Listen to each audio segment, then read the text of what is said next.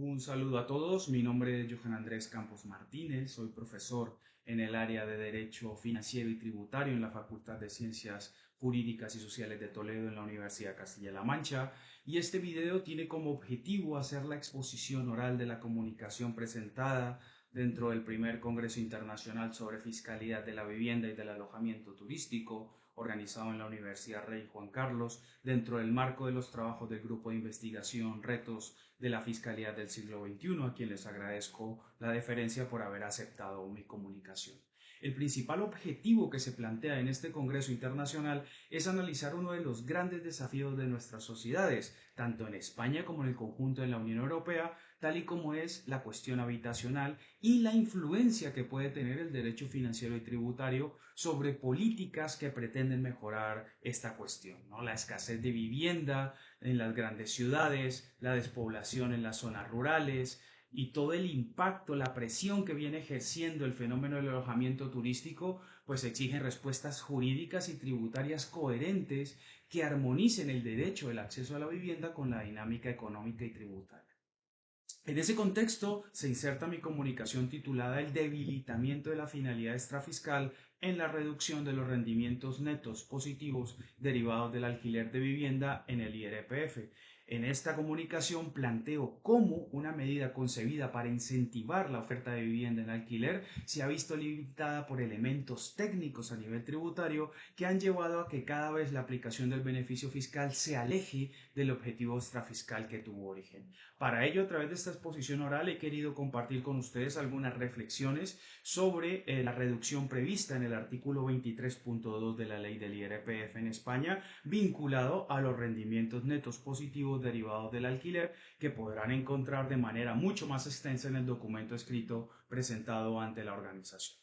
Tal y como hemos señalado, esta reducción nació con un propósito claro y demarcado carácter extrafiscal: incentivar la puesta en el mercado de la vivienda de alquiler. Y con ello, pues tratar de contribuir de alguna manera a facilitar el acceso a la vivienda. Es decir, no se trata únicamente de una medida puramente tributaria, sino de un instrumento de política y social y económica.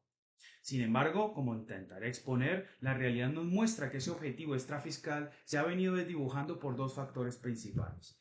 Uno, una interpretación restrictiva que hace la administración tributaria sobre ciertos conceptos que no parecen plenamente definidos en las normas y que son usados para impedir el acceso al beneficio fiscal. Y dos, una deficiente técnica legislativa en la regulación de la reducción, la cual se ha visto aún más comprometida con dos reformas recientes que se han realizado a través de la ley antifraude y la ley de vivienda, a través de las cuales se han introducido mayores obstáculos para su aplicación. En primer lugar, permítanme detenerme en los problemas tradicionales que ya vienen dificultando la aplicación de la reducción y que se vinculan a esa interpretación restrictiva que viene haciendo la administración tributaria sobre conceptos relevantes, claves para la aplicación del beneficio fiscal. El más evidente está en la delimitación del propio concepto de alquiler de vivienda. Parece una noción sencilla, pero en la práctica ha generado enormes dudas. ¿El concepto incluye arrendamientos de temporada? ¿Es un arrendamiento de temporada un alquiler por menos de un año a un estudiante o a un trabajador desplazado? ¿Qué ocurre con los arrendamientos a empresa que luego ceden la vivienda a sus empleados? ¿Qué ocurre cuando son entidades sin ánimo de lucro los que alquilan los inmuebles dentro de planes de reinserción y acogida a personas, los cuales tienen un alto grado de movilidad y que en muchos casos no es posible identificar de manera previa el sujeto que va a hacer uso de la vivienda? Estas zonas grises han dado lugar a gran inseguridad jurídica y a un margen muy amplio de discrecionalidad administrativa a la hora de delimitar quién tiene acceso a la reducción. Un segundo foco de problemas lo encontramos en la interpretación que se viene haciendo sobre la deducibilidad de gastos para concretar el rendimiento neto positivo, especialmente enfocado a lo que se considera gastos de reparación y conservación frente a los de mejora o ampliación. La norma permite deducir los primeros, pero los segundos no, porque se consideran inversiones amortizables. La dificultad radica en que la frontera entre unos y otros no siempre es clara. ¿Es reparación sustituir la carpintería? ¿Es reparación o mejora cambiar instalaciones eléctricas? La jurisprudencia y la doctrina han intentado fijar una serie de criterios, pero la casuística es tan amplia que la inseguridad jurídica sigue siendo muy notable a la hora de limitar estos conceptos. ¿Qué sucede con ello? Pues que el arrendador que actúe haciendo una interpretación razonable de lo que es un gasto de reparación puede encontrarse con que la administración termine calificando su gasto como mejora, privándole de así de la deducción del gasto y en última instancia del acceso a la reducción.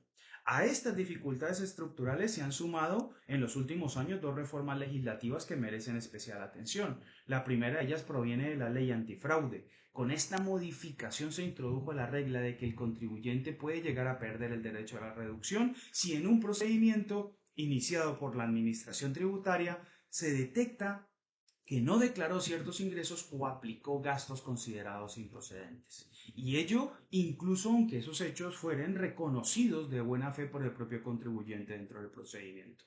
El problema aquí es evidente, ¿no? Una mera diferencia interpretativa sobre lo que es un gasto deducible puede llevar a la pérdida del beneficio fiscal. Aquí no estamos hablando de un acto de fraude, sino de discrepancias técnicas que ahora se pueden llegar a castigar con la exclusión total o parcial de la deducción. La segunda modificación viene de la mano de la Ley de Vivienda que entró en vigor en 2024. Esta norma moduló los porcentajes de la reducción. Un 50% con carácter general, que puede llegar a 60, a 70, incluso a 90 en función de ciertos requisitos. Por ejemplo, la ubicación en zonas tensionadas, el arrendamiento a jóvenes o a entidades sin fines de lucro, viviendas que hayan sido rehabilitadas en los últimos 2 años o la reducción del precio de alquiler. Aunque en apariencia se introducen incentivos adicionales, lo cierto es que también multiplica los requisitos y con ello la complejidad para beneficiarse de la reducción. Muchos de estos requisitos se apoyan en conceptos jurídicos indeterminados, lo que termina aumentando la inseguridad jurídica y la dificultad para la aplicación efectiva del beneficio.